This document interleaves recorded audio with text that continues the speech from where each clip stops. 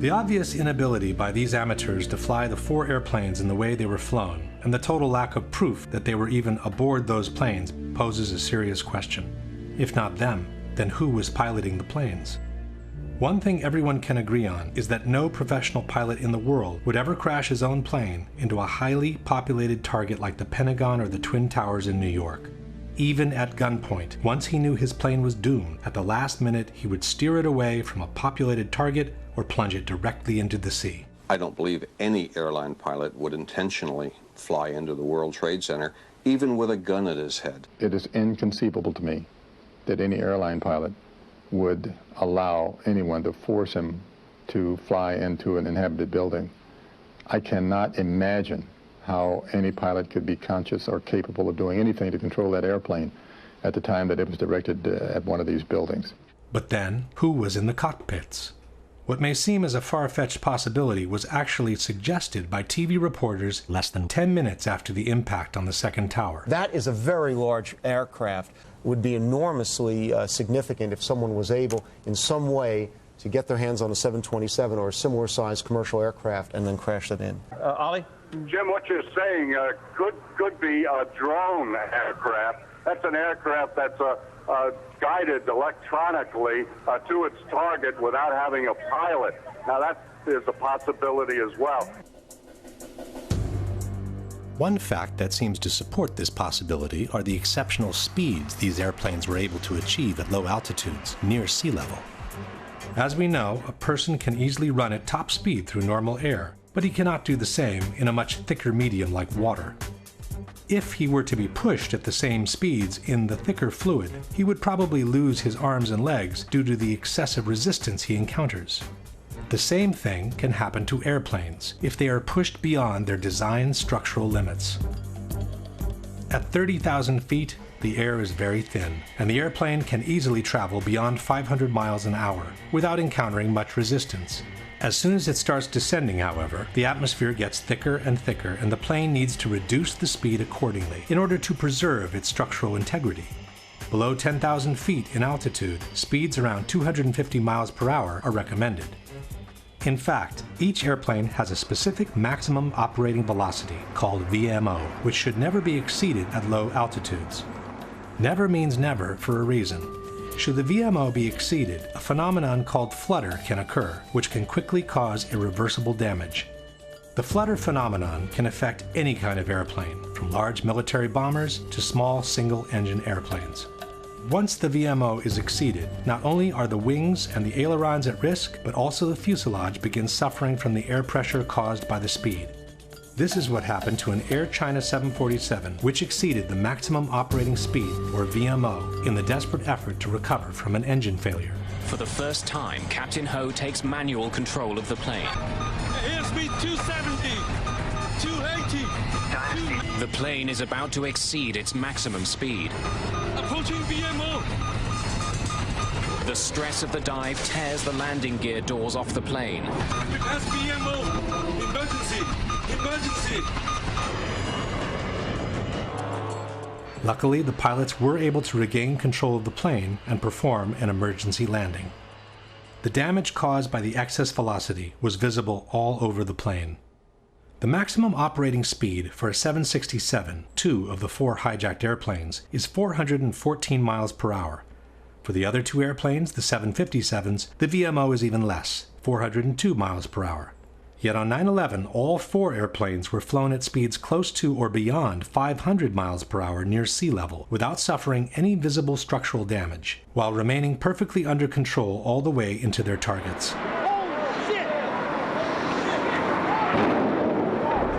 American 11 hit high up in the North Tower, around the 93rd floor, going a pretty astonishing rate of speed, almost 500 miles an hour. Here comes a very large target, descending rapidly, very fast. Diving very steeply and very fast. He's really moving. He was moving fast. United Flight 175, streaking through the skies over New York at more than 600 miles an hour, barely missed colliding with another commercial flight. The back of my neck stands up when we talk about the hijacking. We watch the speed, very high rate of speed. I believe it was about 600 knots southbound, which was extremely unusual for an air carrier. According to the NTSB, during the descent from 12,000 to 6,000 feet, the aircraft ground speed remained between 500 and 520 knots. It then impacted World Trade Center Tower 2 at approximately 510 knots ground speed. 510 knots is 586 miles per hour. That's almost 200 miles per hour beyond the maximum operating velocity of a 767. American 77 also impressed the air traffic controllers for the speed in approaching Washington. It was an unidentified plane to the southwest of Dulles, moving at a very high rate of speed. I slid over to the controller on my left. And I asked him, "Do you see an unidentified plane there southwest of Dulles?" And his response was, "Yes." "Oh my gosh, yes. Look how fast he is." Full throttle. Full out. The plane made its circular descent at about 350 miles an hour. Then it kept accelerating until it crashed into the Pentagon, says the commission report, traveling at approximately 530 miles per hour. While flying at 5,000 feet of altitude, United 93 began performing a series of hard left and right maneuvers at 350 miles per hour. This was followed by a series of similar up and down maneuvers while flying near 400 miles per hour. Yet Zihad Jarrad, the amateur who wasn't allowed to fly solo on a single-engine airplane, braved the roller coaster without ever losing control. As the plane was descending, he even kept accelerating until the aircraft plowed into an empty field in Shanksville, Pennsylvania at 580 miles per hour. These exceptional speeds, achieved at low altitudes, have raised more than an eyebrow among aeronautical experts and pilots alike, especially those who had flown the actual airplanes involved in 9/11. I flew the two actual aircraft which were involved in 9/11, the flight number 175 and flight 93, the 757 that allegedly went down at Shanksville, and flight 175 is the aircraft that's alleged to have hit the South Tower. I don't believe it's possible for a terrorist, a so-called terrorist, to train on a 172, then jump in the cockpit of a 757, 767 glass cockpit, and vertical navigate the aircraft, lateral navigate the aircraft, and fly the airplane at speeds exceeding its design limit speed by well over 100 knots, make high-speed, high-bank turns, pulling probably 5, 6, 7 Gs, and the aircraft would literally fall out of the sky. I couldn't do it, and I'm absolutely positive they couldn't do it. How do you feel about United 175 reaching 510 knots? Physically impossible. To have a clocked airspeed of 510 knots with a commercial airliner at sea level is physically impossible.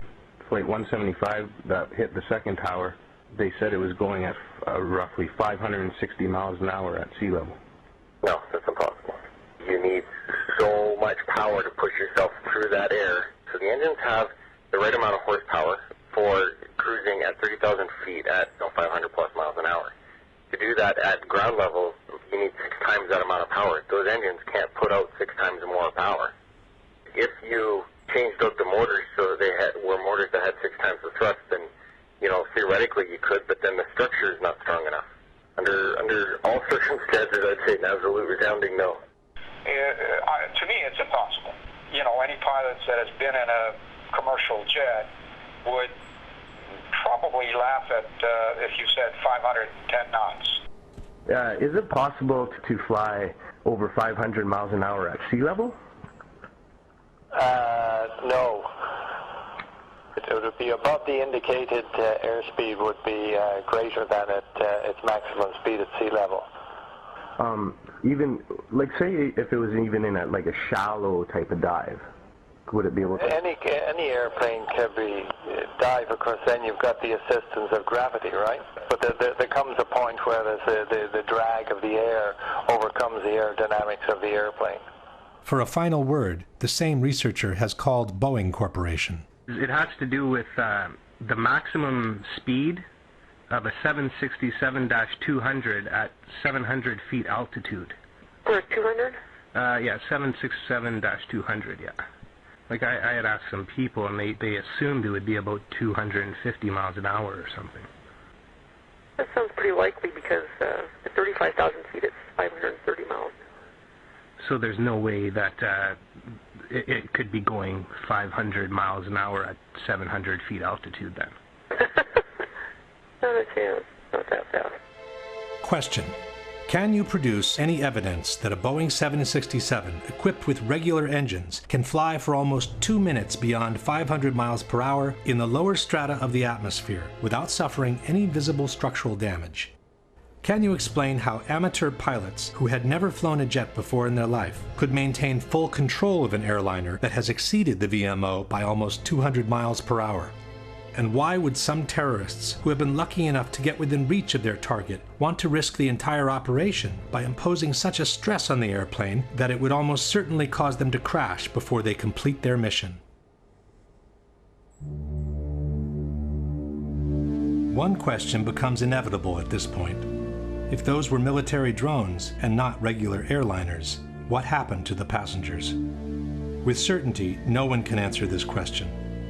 One thing we do know, however, the CIA has been developing plans for covert operations that involve the in-flight swapping of commercial airliners with military drones since the 1960s.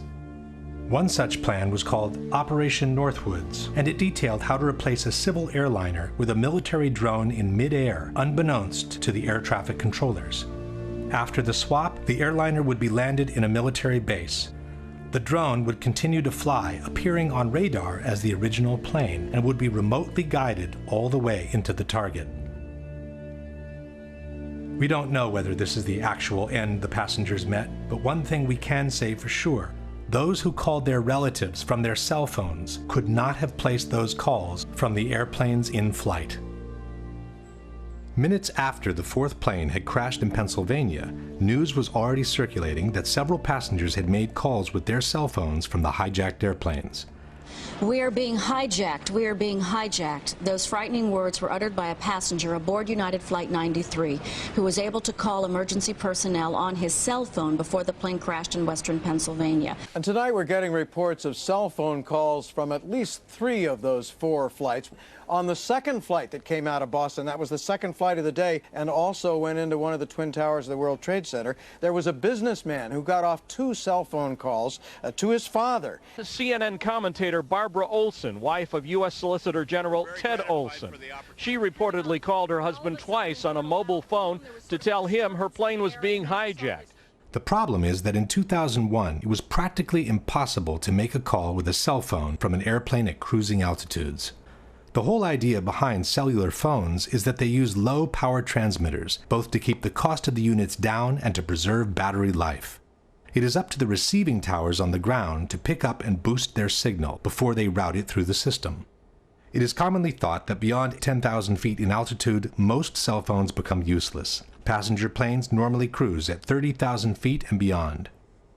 The editors of Popular Mechanics, however, maintain that cell phones do work from cruising airplanes, even at maximum altitudes. David Dunbar. With regard to the cell phones, we did what any reporter would do. We talked to experts in the field, and in fact, cell phones do work at that altitude, up to 35,000 feet and higher. And in 2001? In 2001, and it might be instructive for you to talk to some of the cell phone experts. Instead of talking to experts, Japanese television decided to take matters into their own hands. In 2003, they conducted an on-camera experiment near Ontario, Canada, to verify the actual reach of cell phones from different altitudes. The cellular phone system used in the experiment in Canada is the one used in the United States. 3 cell phones, each from different telephone companies, were used. The experiment begins at 1,000 feet. Hello? Hello, I'm calling from cell phone A. 1,000 feet, quite a passing trading sounds okay? The results were the same with the other 2. Next, we went up to 4,000 feet. Then, No, not on me. Company B's phone stopped working at 4,000 feet. And when the aircraft rose to 6,000 feet, Company A's phone also became useless. At 8,000 feet, none of the 3 cell phones worked anymore. No service on A, no service on B, no service on C. In other words, at an altitude of 35,000 feet, cell phones would have been totally useless. There is another problem besides altitude that makes calling from a cell phone unthinkable from a cruising airplane, and that is speed. Calling from an aircraft with a cell phone would be like calling from a car traveling at 500 miles per hour. The connection would continuously need to be transferred from one receiving station to the next, and then to the next, and again to the next. The transfer procedure between two receiving stations is called handoff, and it relies on continuous triangulations between the receiving towers in order to establish the exact position of the caller. As the mobile unit approaches the handoff zone, the first tower senses the weakening of the signal and prepares to transfer the call to the second. When the second tower senses the signal is strong enough to take over, the handoff procedure is initiated. If everything goes well, the call is rerouted into the system by the new receiving station. But the speed by which an airplane approaches and crosses over the handoff zone is so high that the towers wouldn't have the time to complete the handoff procedure. The call would be dropped, and the person would need to dial the number from scratch. If one considers the altitude and the speed problems combined, it should be clear that the chances of having an actual conversation with a cell phone from a cruising airplane are practically nil. Even after 2001, both altitude and speed problems remain. In 2005, the Washington Post wrote, "Most cell phones can't reach a station from beyond 10,000 feet. Another technical hurdle is to find a way that cell phone calls would be handed off from one cell tower to another on the ground when an aircraft is traveling at 500 miles an hour." And even 10 years after 9/11, people who try to use their cell phone from cruising altitudes are bound to get the same results. Once it became clear that the passengers could not have placed their calls from the cell phones on the airplanes, the official narrative on this issue became more and more ambiguous and non-committal. Theodore Olson, who had initially told the press he had received 2 cell phone calls from his wife Barbara, changed his story to calls made from an airphone. And by the time the 9/11 Commission published their final report, only one mention on the cell phone calls remained.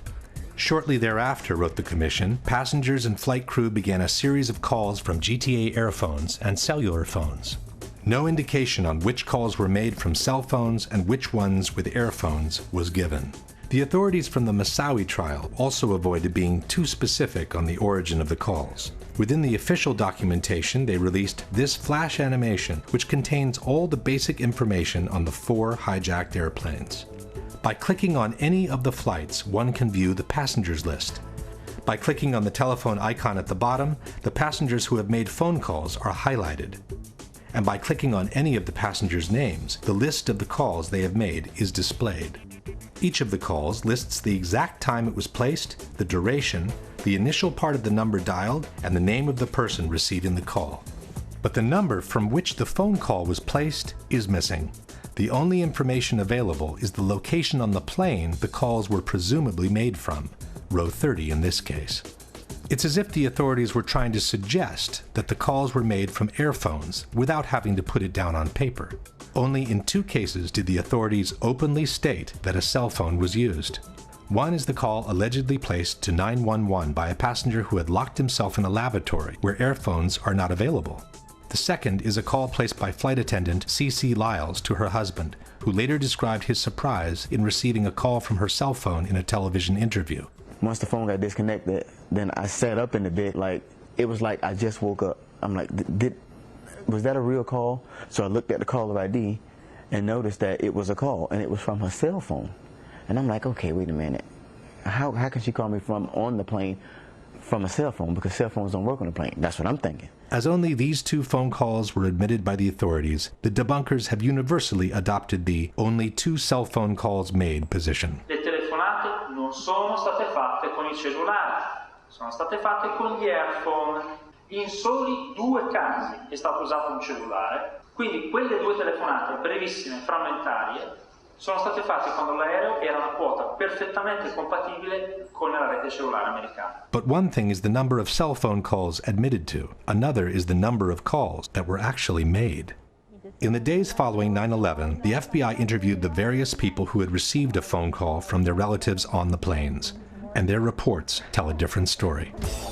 One of the reports reads, starting at approximately 6:30 Pacific Standard Time, which is 9:30 New York time, Dina Burnett received a series from 3 to 5 cellular phone calls from her husband, Thomas Burnett.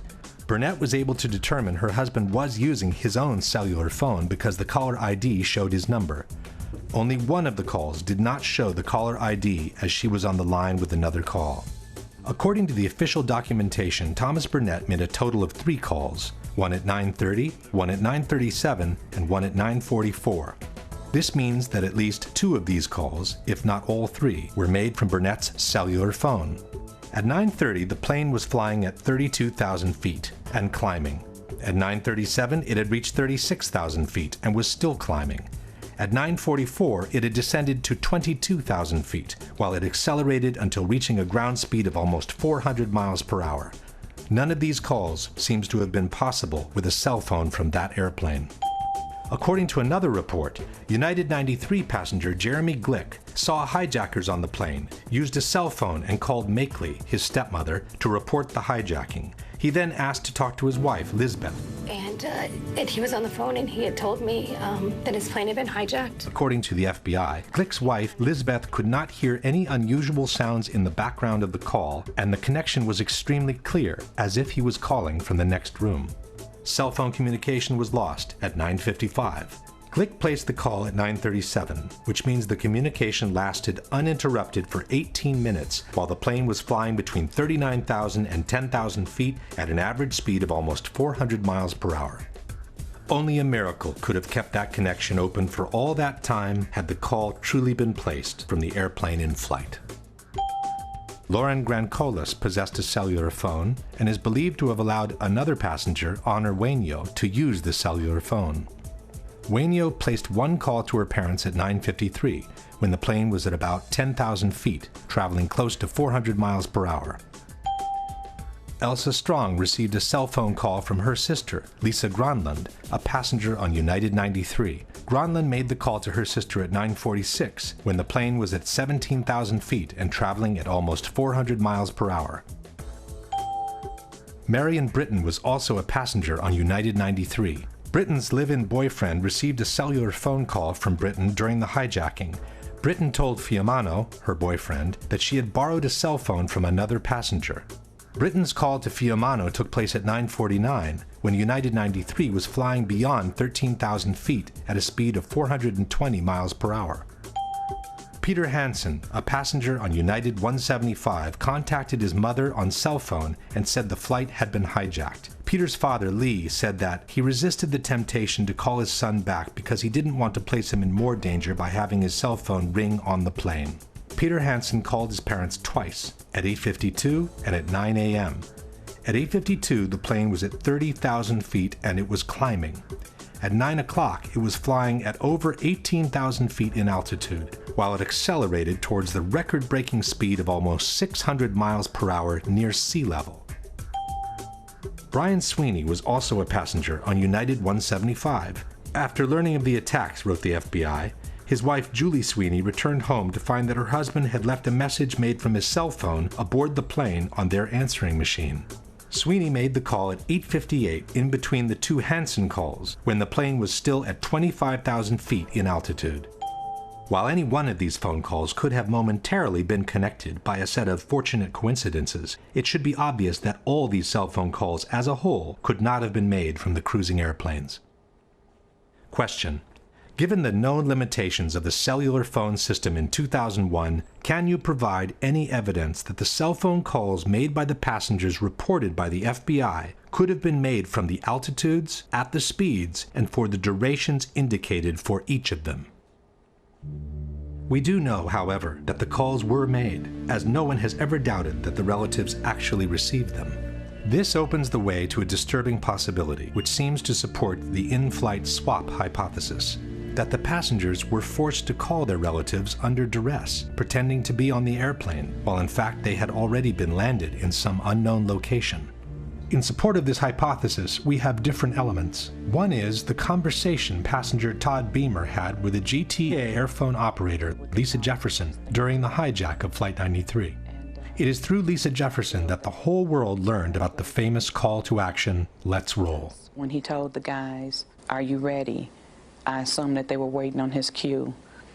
Then they responded to him and he said, "Okay, let's roll." The 9/11 Commission has established that the hijack took place at 9:28. Todd Beamer was connected to Lisa Jefferson at 9:43, some 15 minutes into the hijacking. The FBI report confirms that Jefferson received the call from Beamer at approximately 8:45 Central Time, which is 9:45 Eastern. But the contents of the conversation are strikingly at odds with the official narrative. According to Jefferson, Beamer called to state that the plane was about to be hijacked. He stated that 3 individuals, 2 wielding knives, the third with a bomb strapped to his waist with a red belt, were preparing to take control of the flight. Jefferson estimated that she spoke to Beamer for 7 minutes before the 2 hijackers armed with knives entered the cockpit. This places the hijacking at around 9:52, while officially it took place at 9:28. This is no small discrepancy. How could Beamer be describing events that are supposed to be happening in front of his eyes, when in fact they had already happened half an hour before? How could the terrorists be preparing to take control of the flight at 9:45 when they had already been in the cockpit for more than 15 minutes? The FBI also wrote that Jefferson noted that the call had an unusually low amount of background noise, the same thing Liz Glick had noticed. Furthermore, the records show that Beamer's call lasted roughly 1 hour and that the line was left open after the crash. "We didn't lose a connection," stated Jefferson, "because there's a different sound that you use. I never lost connection, it just went silent." Jefferson stayed on the phone, stated the FBI, until she learned Flight 93 had crashed. Question: since airphones are powered by the same airplane's electrical system, how could the line have remained open for another 45 minutes after the plane had literally disintegrated to the ground in 1,000 pieces? All these discrepancies seem to suggest that Beamer was not on the plane, observing real events unfolding, but was describing an imaginary, pre-scripted situation from a different location. In support of this hypothesis, we also have the dramatic message left by flight attendant Cece Lyles in her husband's answering machine before briefly talking to him on her cell phone. As she herself is suggesting, we should listen very carefully. Tuesday, 9:47 a.m. Hi, baby. Baby, you have to listen to me carefully. I'm on a plane that's been hijacked. I'm on the plane. I'm calling from the plane. I want to tell you I love you. Please tell my children that. We too can notice the absence of the typical background noise heard inside a plane. I don't know what to say. There's 3 guys. They've hijacked the plane. I'm trying to be calm. After saying goodbye, she seems to fumble with the headset while she whispers a few more words into the mouthpiece. I hope to be able to see your face again, baby. I love you. Bye. End of message.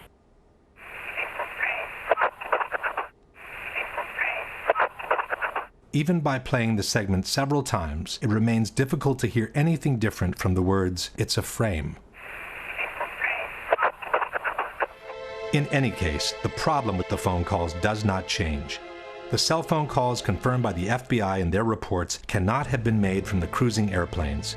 Someone has to explain where they came from.